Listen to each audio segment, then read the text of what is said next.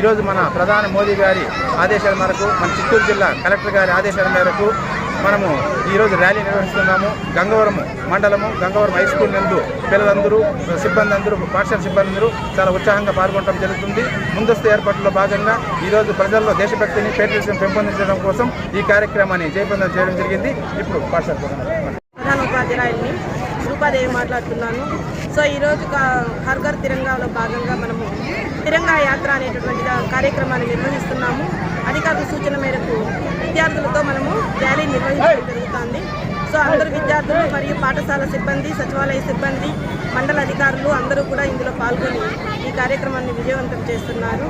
So ఈ కార్యక్రమం చేయమని దానికి అధికారులందరికీ మేము ధన్యవాదాలు తెలియజేసుకుంటున్నాం సార్. Thank you.